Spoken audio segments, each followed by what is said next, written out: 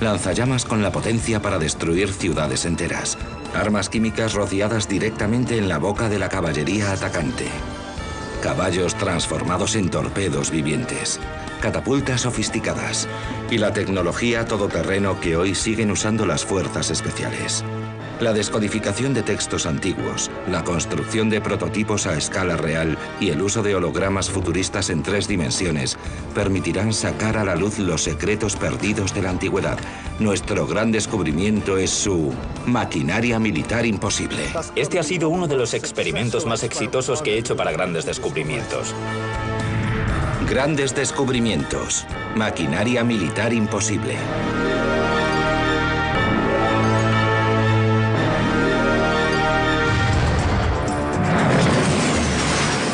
Un lanzamisiles múltiple puede disparar 10 proyectiles por segundo. Es un arma bien asentada en los campos de batalla modernos.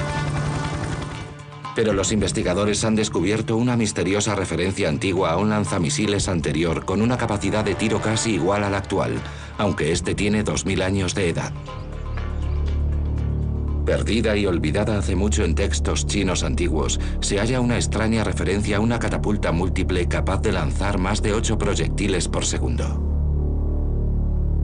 ¿Podría ser que los antiguos chinos hubiesen inventado un arma capaz de desafiar al lanzamisiles moderno?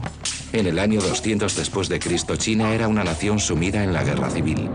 Los gobernadores hacían grandes esfuerzos para proteger a sus súbditos de las agresiones. Los chinos siempre han sido muy buenos en la construcción de ciudades fortificadas. Esa es la razón de que empleasen recursos enormes a la resolución del problema de la destrucción o conquista de esas defensas. En el pasado, la guerra de asedio consistía en conseguir agotar al enemigo. Para recargar esta catapulta hacen falta 20 minutos. ¿Qué hacían los antiguos para acelerar este proceso y aumentar mucho más su ritmo? Un texto escrito por el antiguo inventor Ma Yong en el año 232 después de Cristo describe un prototipo de catapulta que poseía la mayor capacidad de tiro del mundo antiguo. Según las fuentes históricas, contaban con una enorme noria de madera que usaban para crear una fuerza centrífuga que lanzaba los misiles colocados sobre los extremos de las cuerdas. Cuando cada proyectil alcanzaba el ápice de la rueda, una cuchilla cortaba la cuerda y el misil salía disparado. ¿Funcionó el prototipo de verdad? Ignorante de cómo y cuándo se usó esta arma, si es que alguna vez fue así, el modelista especializado en la antigüedad Richard Winley está ensamblando la máquina. Para ello ha creado un modelo a escala real para averiguar si funcionaba. Esta es otra de esas piezas de las que solo tenemos unas referencias textuales escritas muy vagas. Ma Yong no especifica qué tipo de proyectiles se utilizaban. Pero como la capacidad de tiro era su característica más importante, los arqueólogos piensan que los misiles deberían ser relativamente baratos de producir y estarían hechos de simples piedras lanzadas a gran velocidad y a un ritmo muy rápido. La primera prueba es, por tanto, con una sola piedra. En este modelo, debido a su tamaño, tenemos que generar velocidades muy altas. Cuanto mayor sea la noria, tanto más lento rotará, así que si tenemos una de entre 3 y 4 metros, probablemente una revolución por segundo baste. Richard tiene la intención de hacer girar la noria a 3 revoluciones por segundo, una magnitud que lanzará las bolas a 165 kilómetros por hora. El primer disparo es potente, pero el alcance es corto, tan solo 15 metros. Ocurrieron dos cosas. Nos las arreglamos para conseguir una buena velocidad. La cuchilla cortó la cuerda, que es una de las cosas que más nos preocupaban, pero parece que el punto de corte era demasiado bajo. La piedra cayó directamente al suelo, así que tendremos que repensar la posición de la cuchilla. Momento de sacar la caja de herramientas. Richard tiene que modificar el ángulo de la cuchilla para que corte la cuerda antes para que las bolas se suelten a mayor altura y por tanto tengan una trayectoria más larga. Después de aumentar el ángulo de la cuchilla, Richard arma la catapulta a su máxima capacidad, 8 proyectiles de 2,7 kilos cada uno.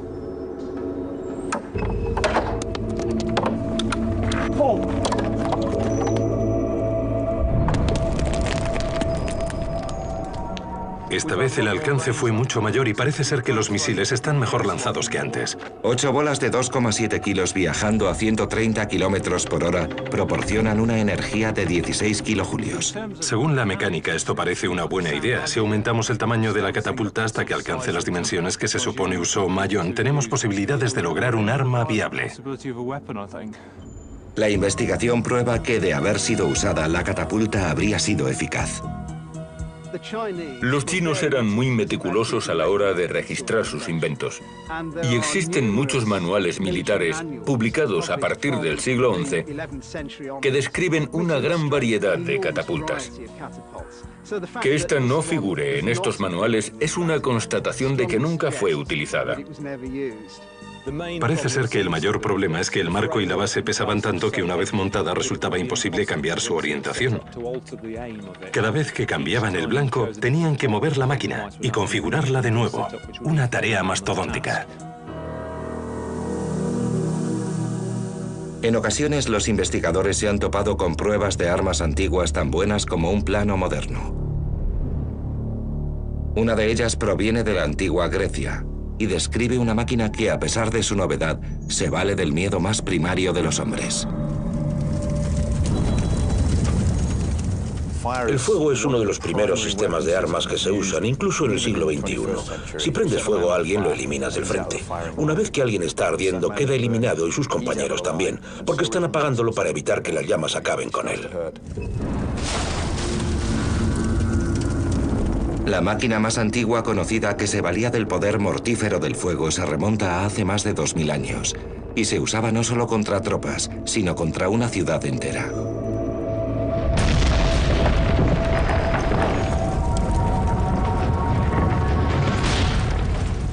En el año 424 a.C., una tribu conocida como los beocios utilizó este poder con gran utilidad. Este pueblo estaba sitiando la ciudad de Delio en Grecia central con el objetivo de arrebatársela a los atenienses. Los defensores de la ciudad habían reunido grandes cantidades de madera, raíces y materiales de todo tipo para erigir defensas de tierra. Para los boecios, toda esta madera amontonada dentro de las murallas atenienses exigía un tipo de ataque bastante obvio. Inventaron un lanzallamas, un gran lanzallamas. ¿Cómo fue posible un sistema armamentístico así? ¿Y bastó para derrotar a los atenienses de Delio? Las pistas están recogidas en la obra del escritor Tucídides. Tucídides fue un general y estadista ateniense que pierde su empleo en medio de las guerras del Peloponeso. Y como la mitad de los generales cesados en plena guerra, desea probar que no deberían haber prescindido de él. Así que se propone hacer algo inusual. Escribe un libro que constituye el primer estudio político del fenómeno de la guerra. No es una colección de leyendas, sino un relato de algo que le ocurrió a personas reales. Es un texto tan rico y potente que hoy en día seguimos leyéndolo. Aserraron una viga de madera en dos y la ahuecaron. Después unieron las partes exactamente igual que si fuera una flauta. Y de unas cadenas situadas en un extremo colgaron un recipiente. La boca metálica de un fuelle cuya boca apuntaba hacia abajo estaba unido a la viga, una gran parte de la cual estaba bañada en hierro. Trasladaban esta máquina a diversos puntos de la muralla en carros. Y cuando estaba muy cerca, aplicaban un gran fuelle al extremo inferior de la viga, que soplaba dentro del conducto y avivaba el fuego del interior de la caldera, que contenía carbón incandescente, sulfuro y brea. Así conseguían una llama enorme que incendiaba la muralla, de modo que nadie podía quedarse en la zona. Gracias a la descripción detallada de Tucídides, Richard puede erigir una de las reconstrucciones más precisas que ha hecho. Es un dispositivo muy simple. Grandes fuelles, un tubo ancho y largo y una caldera ardiente al final. Los fuelles avivan el fuego igual que si fuera el de un herrero. Así podían multiplicar la temperatura de la caldera por 2 o 3 y el viento soplaba a favor. Al principio el lanzallamas no parece muy eficaz. Pero a medida que el oxígeno expulsado por la boquilla del fuelle llega a los combustibles, la cosa se anima. Al final, Richard puede producir una fuente direccional de fuego capaz de lanzarlo contra las murallas de la ciudad. Una o dos veces, si conseguimos lograr el ángulo correcto, conseguimos un calor muy intenso, casi blanco, que está muy caliente. Las llamas blancas son producidas por temperaturas superiores a los 1000 grados. Si pensamos que este diseño tiene algo así como 2500 años de edad, la verdad es que se trata de una tecnología muy impresionante para aquella época. Las murallas de madera de Delio ofrecían poca protección a las tropas defensoras. Según cuenta Tucídides, los boecios usaron esta arma para incendiar Delio y perseguir a los atenienses. Solo mataron a unos 200. El resto pudo escapar. Valiéndose de tecnologías adelantadas a su tiempo, los boecios se las arreglaron para derrotar a la poderosa Atenas, una prueba fehaciente del poder de la ingeniería. Pero a pesar de esto, Atenas se convirtió en una de las ciudades más poderosas de la antigüedad, y todavía hoy, 3000 años después, es la capital de Grecia. De las altas ambiciones de la catapulta de repetición a la ingeniosa aplicación de un recurso básico como el fuego, la ingeniería militar se ha ido desarrollando durante milenios para producir las tecnologías más terroríficas y poderosas que el hombre haya soñado. Pero estas innovaciones eran solo el principio. El portaaviones moderno no puede realizar su trabajo sin una pieza esencial de maquinaria de 2000 años de edad. En un fragmento escrito del antiguo Egipto, se describe un arma mortífera de largo alcance que funcionaba por medio del poder del aire.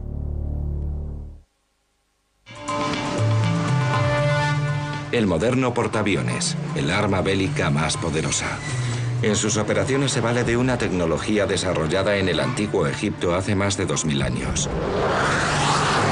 ¿Cómo es posible? Richard Winley, experto en tecnología antigua, está investigando un texto olvidado que trata de los orígenes de esta técnica sencilla pero potente. En la antigüedad, la catapulta era el principal recurso tecnológico de la carrera de armas. Poseía la capacidad de almacenar y liberar mucha más energía que la que podía desencadenar un solo hombre. La energía almacenada se conoce como energía potencial. Casi todos los dispositivos de lanzamiento usaban el mismo principio, la transformación de la energía potencial en cinética. La potencial se guarda en algún elemento elástico, sea una cuerda retorcida o bandas elásticas en el caso de un tirachinas. La catapulta almacena la energía en la gravedad soportando pesos en lo alto, y lo que ocurre es que uno convierte la energía potencial en cinética que se transmite al misil. La catapulta básica de la antigüedad era la conocida como catapulta de torsión. La catapulta de torsión funciona enroscando fibras que retienen energía al mismo tiempo que alzamos el mecanismo, de forma que los brazos de la catapulta están conectados a la torsión. El disparador libera la energía cuando soltamos el proyectil. Los materiales utilizados podían ser nervios de animales, cáñamo o cuero estirado. Una catapulta romana común que usara solamente fibras orgánicas podía liberar 2,5 megajulios de energía, una potencia suficiente para disparar un proyectil de 140 kilos a una distancia de más de 500 metros. Pero en el año 280 a.C., en la ciudad de Alejandría, situada en la costa de Egipto, una nueva ciencia que cambiaría el mundo comenzaba a nacer. El hierro es un material no perecedero. Con él consigues unos resultados más fiables, porque no estás lidiando con nervios, cáñamo o fibra, materiales perecederos que se deterioran rápidamente con el uso. La habilidad para trabajar el hierro con precisión permitió la creación de sellos herméticos en los sistemas neumáticos. En la actualidad, en el mundo moderno, tomamos los neumáticos como algo dado. Todos los autobuses y camiones en los que viajamos tienen frenos neumáticos. Fragmentos escritos del antiguo Egipto ya insinuaban el anhelo de usar esta fuerza para la guerra. La idea de que alguien pueda aprovechar los neumáticos para construir un dispositivo de lanzamiento de misiles sobresale como algo adelantado a su tiempo. Hoy los científicos pueden usar estas menciones antiguas para construir un modelo de esa máquina 2000 años después de que viera la luz. El diseño permite conocer los primeros pistones de la historia. El pistón utilizado por Ctesibio es el primer ejemplo que conocemos. Si nos fijamos en este, Observamos que es un cilindro con un extremo suelto. Si lo sacamos y metemos, el gas que tiene dentro se comprime. Cuando comprimimos el gas, las moléculas del aire son empujadas unas contra las otras. La presión aumenta y entonces las moléculas luchan por separarse. Esto crea una fuerza que actúa en el pistón para que regrese a su posición inicial. Si lo soltamos, comprobamos que salta para volver a su estado original. ¿Pero poseía un pistón primitivo la potencia suficiente para lanzar un misil? El experto en tecnología antigua Richard Winley ha creado una réplica de una máquina vista por primera vez en los desiertos de Egipto hace miles de años. El brazo del pistón sale por aquí. Es una especie de mango conector del pistón. Y ahí tenemos una gran leva conectada al brazo de la catapulta y ubicada en una posición retrasada. Si tiramos de los brazos de la catapulta, podemos observar cómo las levas funcionan empujando los pistones. Este procedimiento comprime el aire y nos proporciona un impulso. Y todo utilizando solamente la fuente de energía que se halla a nuestro alrededor, el aire. Esta catapulta puede lanzar proyectiles de 35 centímetros hechos de un astil de madera rematado por una punta metálica.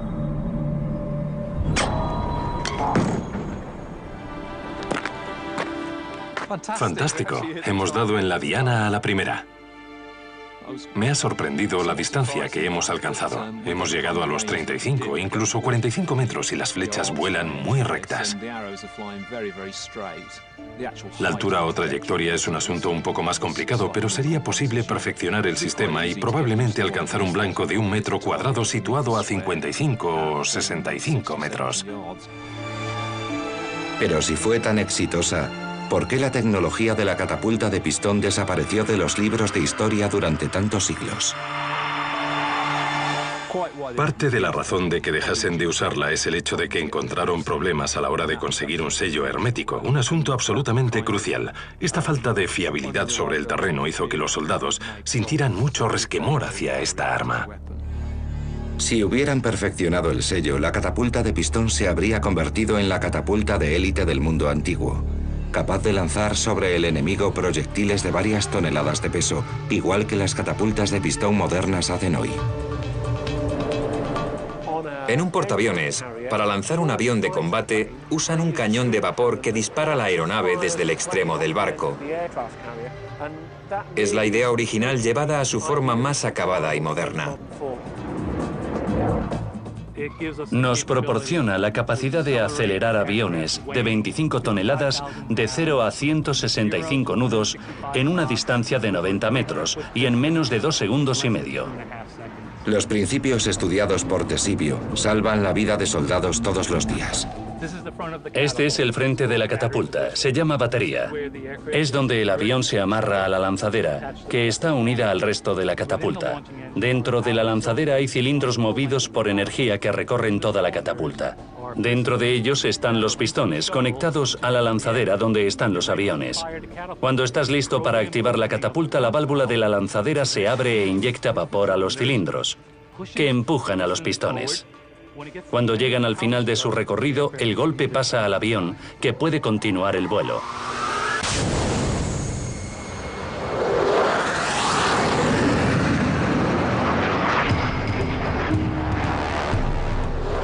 La idea del pistón era demasiado buena para ser abandonada, pero algunas tecnologías antiguas eran tan estrambóticas que parecían completamente inútiles.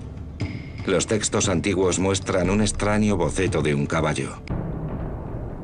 El caballo ha sido una de las armas más potentes de la historia. Durante siglos nada suscitaba tanto temor a los soldados que una carga de la caballería enemiga. Entonces a alguien se le ocurrió la idea de añadirle 2 lanzas de 6 metros. ¿Fue la transformación del caballo en un torpedo viviente o la creación de un desastre bélico? Este prototipo funcional, por no decir viviente, de un arma antigua desconcierta a los historiadores militares. ¿Cómo se usaba? ¿Fue un éxito o se saldó con un desastre bélico? Para estudiar la cuestión, los investigadores deben buscar los esquemas originales realizados por el inventor de la máquina. En la Biblioteca Municipal de Siena se encuentran cientos de páginas de planos y notas hechos por ingenieros militares medievales. Uno de ellos se llamaba Tácola. Está claro que Tácola tenía mucha inventiva, y estos dos grandes manuscritos muestran de verdad lo que hizo. Los abres y te dices, vaya, ahí tenemos una imagen de la máquina en el campo realizando sus funciones. Mariano Tácola nació en el año 1382, una época de guerra constante en la Italia de principios del Renacimiento. Muchos de los dibujos de Tácola eran auténticos inventos diseñados para su puesta en práctica, tales como el aparato de respiración y el rompequillas. Otros eran simples ejemplos de su imaginación y habilidades artísticas. Algunos de ellos son como los prototipos de coches que hay en las ferias del automóvil. Sabes que su objetivo es anunciar lo que la marca puede hacer. La cuestión a la que nos enfrentamos es si este dibujo de un caballo torpedo era un esquema genuino de un arma o solo un dibujo más que añadir a la carpeta de Tácola. Cuando encontramos información acerca de sistemas de armas potenciales y no sabemos si se usaron, tenemos que emplear nuestra inteligencia creativa. Pensamos, ¿es algo práctico? ¿Es razonable? ¿Es el testigo que cuenta la historia fiable? Solo hay una forma de resolver el misterio. Si todo lo demás falla, no hay nada malo en construir la máquina y probarla nosotros mismos. El inicio del arma es el caballo. Tenemos 400 kilos de caballo más el jinete y su armadura. Media tonelada de peso moviéndose a 55 kilómetros por hora. Si algo así te alcanza, no lo cuentas. El caballo lleva aterrorizando a los soldados enemigos desde que el hombre lo ensilló por primera vez. Cuando el terreno vibra y oyes el rumor de sus cascos, la sensación es absolutamente aterradora. Pero añadirle 2 lanzas de 6 metros a este gigante, ¿le reportó alguna ventaja estratégica como arma? Hemos venido a una de las pocas escuelas de Europa donde todavía entrenan caballos de batalla para probar el torpedo equino de Tácola. Aquí los caballos se entrenan para escenas de películas de acción. Henry ha hecho de doble en más de 1000 escenas. Está acostumbrado a los equipos extraños y a las conductas inusuales. Pero incluso él está nervioso. Tenemos el dispositivo tal y como aparece en el manuscrito, pero ya nos hemos topado con problemas. Este es el caballo de batalla más dócil y pacífico que puedas encontrar, pero se siente incómodo con estas barras tan cerca de su nariz. Si la ve a la cabeza, golpea las barras, cuyos extremos posteriores se arrastran por el suelo. Por una parte, esto es estupendo porque evita que el caballo recule. Nos interesa que avance sin cesar y no queremos retroceder dentro de nuestras propias filas, pero impone una barrera delante de su nariz. Para que este caballo cargue contra el enemigo deberíamos colocarle un acicate al rojo vivo aquí, algo que no vamos a hacer. Los caballos se valen de la visión para guiarse en el campo de batalla. El arma de Tácola conlleva la colocación de una barra justo delante del campo de visión del animal. Un caballo que no ve no puede cargar. Todo es muy problemático. Terminará parándose en seco. La única forma de que este dispositivo funcione es que estés dispuesto a sacrificar un caballo. En una época en la que no había antibióticos, cualquier caballo herido en una batalla moría por la infección. Así que contaban con una reserva de caballos, de modo que podían prescindir de algunos. Eso es lo que hacían. Colocaban todo esto y luego ponían algo quemándose en la parte trasera del caballo. Por lo visto, el caballo no necesita accesorios para ser un arma eficaz. En la antigüedad no había nada más terrorífico que una carga de caballería, algo que causaba temor en el corazón de todos los ejércitos.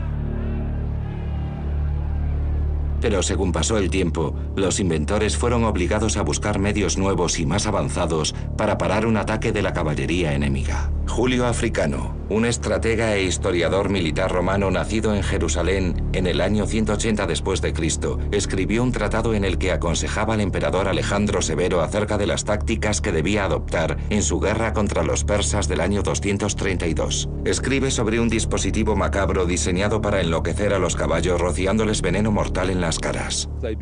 Quedarían ciegos, les picaría la nariz y la piel les quemaría. Los jinetes perderían el control y por tanto su eficacia militar.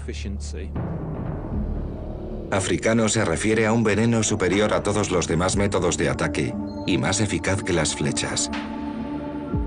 No especifica la droga usada, pero los historiadores han sugerido que el sospechoso más probable como fuente del veneno es una planta conocida como euforbia. Sin embargo, todavía no se han realizado experimentos para probar si esto era cierto. Hasta ahora. El Jardín Botánico de Kew en Gran Bretaña es el principal centro mundial de toxicología. Aquí la profesora Monique Simon cree que los agentes tóxicos activos se hallan en la savia de esta planta, una especie conocida como látex. Si este látex se te mete en los ojos, es terriblemente doloroso.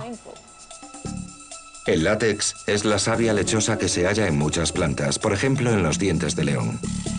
No todas las variedades de látex son venenosas, aunque la que se encuentra en la euforbia normalmente sí lo es. Para probar las toxinas de la euforbia, Monique debe preparar una muestra de estos terribles ingredientes.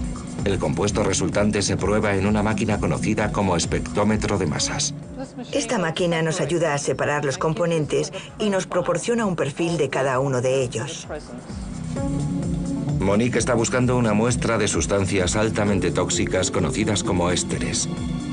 Un éster es un compuesto orgánico complejo que se encuentra en muchas toxinas, por ejemplo las de los mariscos. Aquí podemos ver algunos. Parece que estos podrían ser los ésteres que asociamos a la toxicidad. Así que si lo arrojamos a la cara de un caballo, tendría un efecto muy irritante y desagradable. Las pruebas indican que la euforbia es la culpable. Ahora Richard Winley está investigando cómo esta terrible sustancia se lanzaba a los caballos. Pensamos que uno de los métodos que podrían haber usado es un aparato conocido como bomba de sifón. Richard quiere averiguar si el sifón podía llevar el veneno hasta el caballo. Y lo que es más importante, mantenerlo alejado de él. Por el texto de Africano sabemos que esta pistola era empleada por hombres ubicados en la primera línea. Ellos rociaban el veneno sobre los hocicos de los caballos una vez que se habían acercado a ellos. Los caballos enloquecían y tiraban a sus jinetes, quienes, estorbados por sus pesadas armaduras, serían fácilmente capturados o muertos. Bueno, ha sido un experimento muy interesante. Sabemos lo tóxico que es por los experimentos en el laboratorio, pero creo que ahora hemos demostrado que tenemos un sistema de suministro del veneno que lo proyecta 6 o 7 metros. El problema, y esto siempre ocurre con las armas que arrojan veneno, es que un cambio repentino en la dirección del viento ocasionaría un lío tremendo en tus propias filas. Es algo que debemos tener en cuenta. En las manos adecuadas y con viento favorable, la pistola de envenenamiento de caballos esparcería su contenido letal entre las tropas de la caballería persa. Pero los conocimientos químicos de los antiguos podrían producir resultados aún más llamativos a una escala mucho mayor. Hace más de 2000 años, un general llamado Aníbal dirigió un ejército de hombres, caballos y elefantes a través de las montañas más altas del mundo conocido. A veces lo hizo subiendo por ellas. Otras veces, donde los precipicios hacían el terreno impracticable, usó una fórmula secreta y olvidada que disolvía las rocas ante sus ojos. Este ha sido uno de los experimentos más exitosos que he hecho para grandes descubrimientos.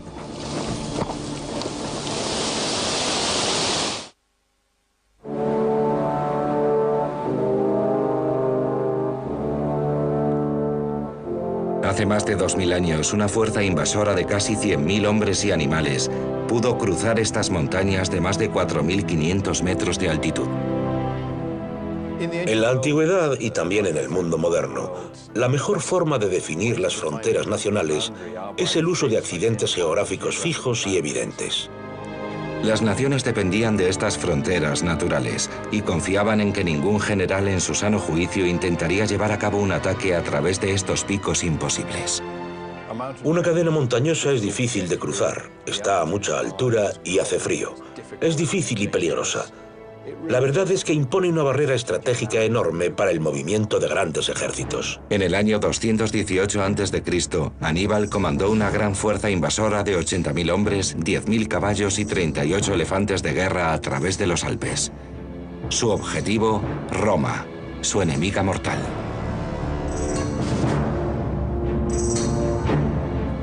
Existen muchas formas más fáciles de invadir Italia que hacerlo a través de los Alpes. Esta es la opción más difícil.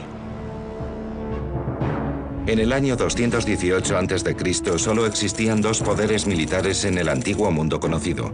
En el norte, el poderoso Imperio Romano. En el sur, el gran Imperio Cartaginés, que se extendía por el norte de África. Estas superpotencias llevaban décadas en guerra, un conflicto motivado por el control de las rentables rutas comerciales del Mediterráneo. En su afán por destruir Roma de una vez por todas, Aníbal el Cartaginés ideó un plan atrevido. Atacaría desde el norte, trasladando su expedición a través de las montañas más altas del mundo conocido. Estoy acostumbrado a las montañas, pero estas me producen estupor. John Naylor es un experto en tácticas y equipos militares antiguos, además de un antiguo y experimentado escalador militar. Aunque lleva pocos minutos en la montaña, ya se está percatando de la magnitud del logro de Aníbal.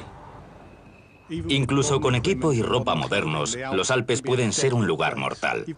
Te puedes caer en un precipicio de miles de metros y morir. Hay rocas de los desprendimientos que bloquean tu camino. Es un lugar terrorífico e intimidatorio. No es el lugar al que me gustaría traer un ejército.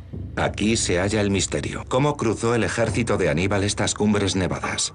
No estamos muy seguros del tipo de equipo que los cartagineses portaban, pero contamos con un montón de referencias romanas a propósito de los materiales de que disponían en aquellos tiempos. Los investigadores deben pensar de forma creativa. Es improbable que los romanos tuviesen algo que los cartagineses desconocieran y viceversa. De modo que, dentro de esos parámetros, podemos dar por hecho que su relación con los pertrechos era similar. La investigación debe continuar 1100 kilómetros al sur, en Roma. Sede del Coliseo, el Vaticano y miles de edificios y monumentos históricos. En uno de ellos, el Arco de Constantino, los investigadores han descubierto un pequeño indicio. Muestra algo amarrado al pie de un soldado. El dispositivo es idéntico a un crampón moderno. El crampón es un elemento metálico adaptable a las suelas de las botas, que permite a los escaladores ganar adherencia sobre superficies de nieve, hielo y rocas. Pero este indicio indica que los antiguos también contaban con ellos. Botas. Estas son las caligi, botas romanas de marcha. Tenían clavos para protegerlas de las piedras y las rocas y para que no se desgastaran rápido. Los crampones están basados en los del Arco de Constantino. En las fuentes escritas romanas se las llama botas espía. John quiere averiguar si el dispositivo antiguo es tan eficaz como el moderno. Tal vez las tropas de Aníbal conquistaran la montaña con este tipo de calzado, pero tenemos que venir y hacerlo nosotros. Pierre, un escalador alpino experimentado, se asegura de que la cinta de aseguramiento de John está bien fijada antes de intentar la difícil escalada de la pendiente helada. ¿Tendrá John suficiente agarre con el calzado espía romano para llegar a la cima? Gracias. Ha sido sorprendentemente fácil. Cuando leí por primera vez acerca de estos zapatos espía, los tomé con mucho escepticismo, pero la verdad es que funcionan bien. Especialmente en la difícil transición de nieve a roca. Me proporcionaron una cantidad extra de tracción que no habría tenido con botas de cuero. No me habría gustado intentarlo sin la cinta de aseguramiento y sin Pierre, pero los cartagineses sí lo habrían hecho. John ha escalado los Alpes usando una tecnología de 2000 años de antigüedad. Los prototipos del equipo que las fuerzas especiales usan hoy. Aníbal se las arregló para franquear estos Alpes y nosotros hemos demostrado que también es posible con el equipo más rudimentario, con agallas y decisión. Eran hombres de verdad, auténticos soldados. Pero después tuvo que enfrentarse a la mayor barrera. Algunos pasos eran simplemente impracticables. Los textos antiguos recogen que cuando Aníbal descendía por la parte romana de los Alpes, se encontró un enorme precipicio que no podía franquear. La invasión estaba a punto de convertirse en un desastre, pero entonces sus ingenieros le propusieron una solución extraordinaria. Destruirían la roca de las montañas usando una fórmula química sorprendentemente violenta.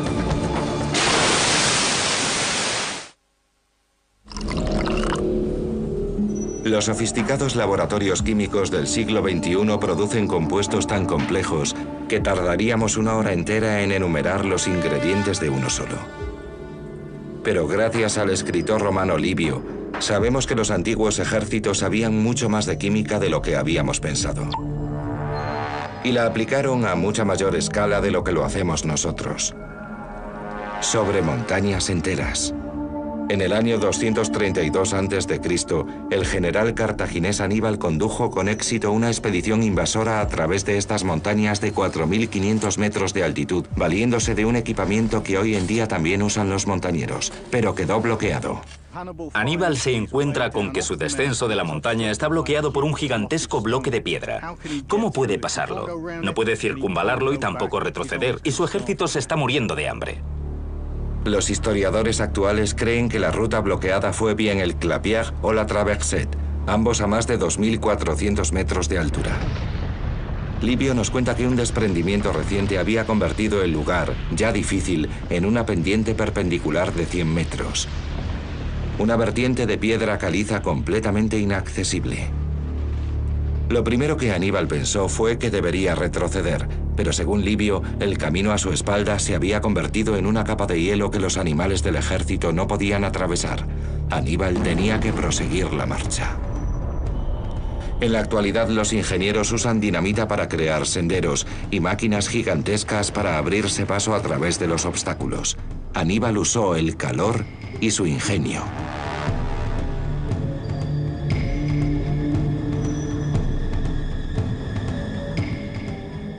La roca es dura. Si la calientas, se expande, y si enfrías rápido, se contrae.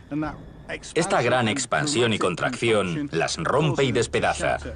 Ahora mismo no puedo hacerle nada, pero si la caliento y la enfrío rápidamente, se torna en lo que llamamos friable, más blanda y fácil de quebrar. La mejor forma de probarlo es calentando una pequeña muestra con un soplete. Después la enfriaremos con agua.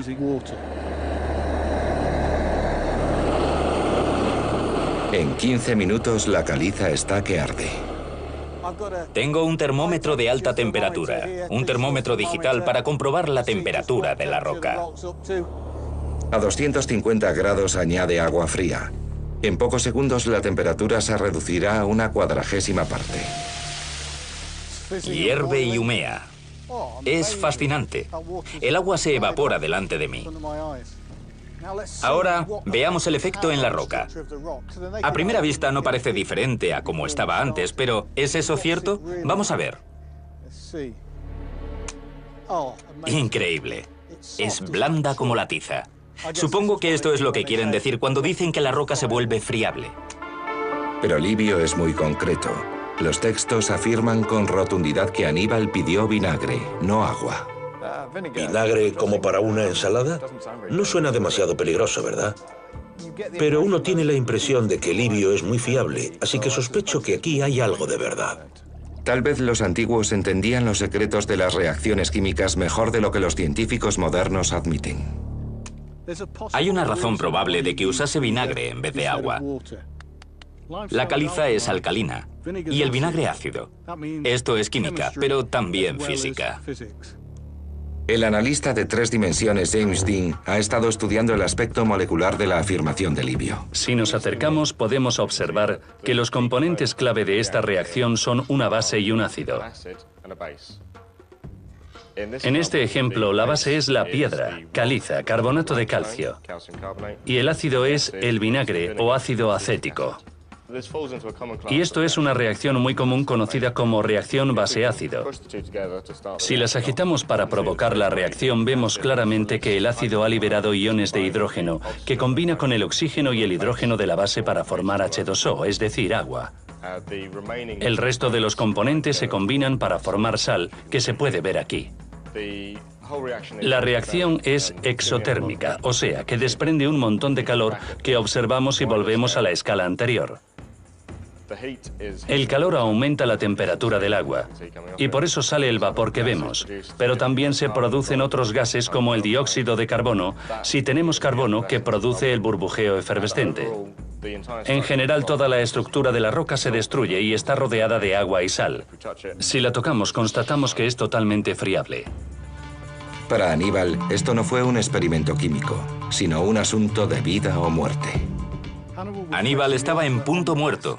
Igual que ahora, la noche estaba cayendo y con ella la temperatura. Su ejército estaba a punto de congelarse y morir si no encontraba una ruta de descenso hacia las fértiles praderas de abajo. Tenía que encontrar una forma de pasar por las rocas. Así que vamos a intentarlo nosotros. Crearemos un gran fuego para calentar la piedra y después añadiremos vinagre para ver si la podemos hacer lo bastante friable como para pasar por encima y llegar a la pradera. He encendido el fuego. Ahora necesito más palos y madera para convertir esto en una gran llamarada. No solo se trataba de una gran superficie rocosa de 100 metros, sino también de un precipicio peligroso. El incendio debió de haber sido enorme y su avance concienzudo mientras los hombres de Aníbal bajaban despacio la pendiente rocosa, creando así un sendero para los animales. Ahora la roca está a 650 grados, pero ¿es esto suficiente para acelerar la reacción ácido-base? Está muy caliente y me está levantando la piel, pero tengo que ser capaz de acercármelo bastante para verter el vinagre. Dado el tamaño del obstáculo, seguramente necesitó 20.000 litros de vinagre. ¿Pero de dónde sacó tanto? Las tropas de Aníbal tendrían una ración diaria de vino ácido de 1/4 de litro. Si había 80.000 soldados, entonces pudo reunir los 20.000 litros de vinagre de vino. ¡Madre mía! Fíjate cómo hierve. Huele muy mal. Y la roca se está agrietando delante de mí. Hierve y sale vapor. El ácido del vinagre me está quemando la garganta.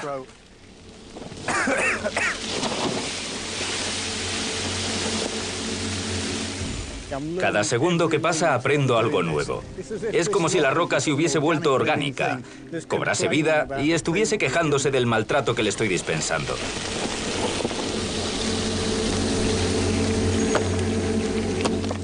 Me encanta cómo se quiebra. Ya no es un bloque, sino un conglomerado de guijarros sueltos. Igual que John, los hombres de Aníbal usaron picos y mazos para romper las piedras y poder practicar un camino en zigzag que minimizara la inclinación y permitiera que los animales de carga y los elefantes pasasen. Tras 4 días de trabajo y de casi llegar a la inanición, Aníbal lo había logrado. A golpe de explosiones se había abierto paso a través de los Alpes. Este ha sido uno de los experimentos más exitosos que he hecho para grandes descubrimientos. Uno concibe las montañas como objetos inamovibles, pero Aníbal las movió usando palos, aderezo para ensalada, trabajo duro e ingenio. Absolutamente impresionante. Aníbal se abrió camino por Italia, llegó a Roma e infligió al ejército romano la derrota más severa que sufriría en toda su historia. Pero aunque el cruce de los Alpes le permitió contar con el elemento sorpresa, esto también fue la causa de la caída de Aníbal.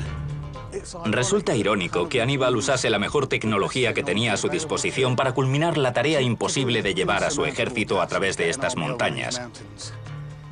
Pero al hacerlo no pudo llevar consigo todos sus pesados pertrechos de guerra. Cuando llegó el momento de tomar ciudades usando fortificaciones, no contaba con las máquinas de asedio porque no las pudo llevar por las montañas, así que sus esfuerzos fueron inútiles. La tecnología le permitió llegar, pero después le cerró la puerta en las narices. Máquinas como la lanzadera de llamas de carbono, las catapultas y otros ingenios demasiado importantes para dejarlos atrás. Por eso la campaña de Aníbal fracasó. No consigue asediar ni capturar ciudades. Ahí está Roma, y ni siquiera llega a atacarla. Sea gracias al aprendizaje por medio de errores o de éxitos fulgurantes, los ingenieros de la antigüedad no diferían de los actuales. Los ingenieros antiguos se enfrentaron a los mismos problemas que nosotros tenemos hoy. Quieres ir más deprisa y llevar más cosas, pero usando menos recursos naturales. Esto es, quieres que las cosas sean más fáciles de hacer, que funcionen mejor y que una vez construidas duren más. Algunos inventos marcaron el punto de inflexión de grandes batallas que cambiaron la historia y contribuyeron a configurar el mundo en el que vivimos. Otros se pasaron de frenada y aunque hoy siguen asombrándonos, seguramente fueron inútiles en el campo de batalla. Mientras los secretos de la ingeniería antigua siguen saliendo a la luz, cuántas cosas que damos por sentadas se deben al ingenio de los antiguos y a su maquinaria militar imposible.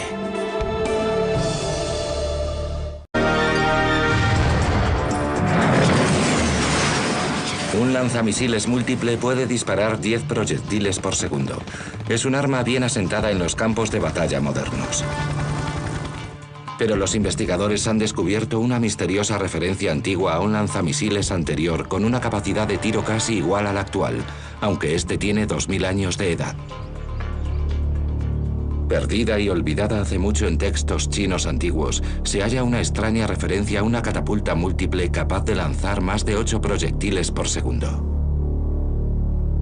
¿Podría ser que los antiguos chinos hubiesen inventado un arma capaz de desafiar al lanzamisiles moderno? En el año 200 después de Cristo, China era una nación sumida en la guerra civil.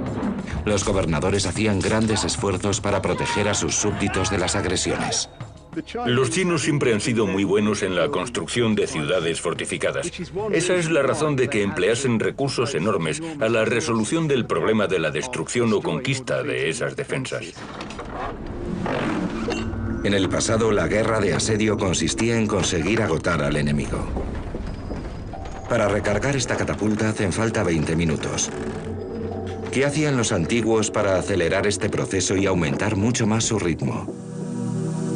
Un texto escrito por el antiguo inventor Ma Yong en el año 232 después de Cristo describe un prototipo de catapulta que poseía la mayor capacidad de tiro del mundo antiguo.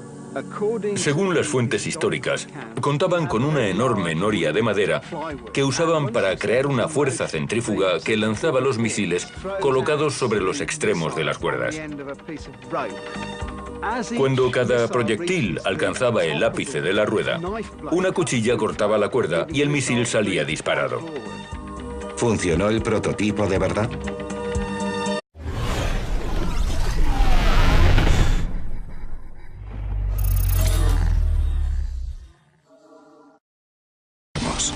Lanzallamas con la potencia para destruir ciudades enteras. Armas químicas rociadas directamente en la boca de la caballería atacante. Caballos transformados en torpedos vivientes. Catapultas sofisticadas. Y la tecnología todoterreno que hoy siguen usando las fuerzas especiales. La descodificación de textos antiguos, la construcción de prototipos a escala real y el uso de hologramas futuristas en 3 dimensiones permitirán sacar a la luz los secretos perdidos de la antigüedad. Nuestro gran descubrimiento es su maquinaria militar imposible. Este ha sido uno de los experimentos más exitosos que he hecho para grandes descubrimientos. Grandes descubrimientos. Maquinaria militar imposible. Lanzará las bolas a 165 kilómetros por hora. El primer disparo es potente, pero el alcance es corto, tan solo 15 metros. Ocurrieron 2 cosas. Nos las arreglamos para conseguir una buena velocidad. La cuchilla cortó la cuerda, que es una de las cosas que más nos preocupaban, pero parece que el punto de corte era demasiado bajo. La piedra cayó directamente al suelo, así que tendremos que repensar la posición de la cuchilla. Momento de sacar la caja de herramientas. Richard tiene que modificar el ángulo de la cuchilla para que corte la cuerda antes para que las bolas se suelten a mayor altura y por tanto tengan una trayectoria más larga. Después de aumentar el ángulo de la cuchilla, Richard arma la catapulta a su máxima capacidad, 8 proyectiles de 2,7 kilos cada uno.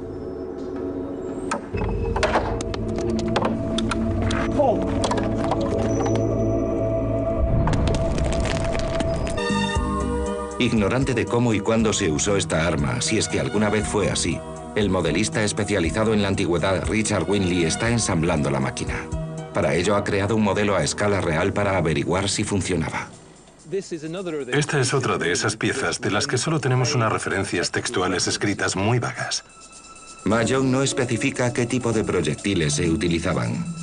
Pero como la capacidad de tiro era su característica más importante, los arqueólogos piensan que los misiles deberían ser relativamente baratos de producir y estarían hechos de simples piedras lanzadas a gran velocidad y a un ritmo muy rápido. La primera prueba es, por tanto, con una sola piedra. En este modelo, debido a su tamaño, tenemos que generar velocidades muy altas. Cuanto mayor sea la noria, tanto más lento rotará, así que si tenemos una de entre 3 y 4 metros, probablemente una revolución por segundo baste. Richard tiene la intención de hacer girar la noria a 3 revoluciones por segundo, una magnitud que la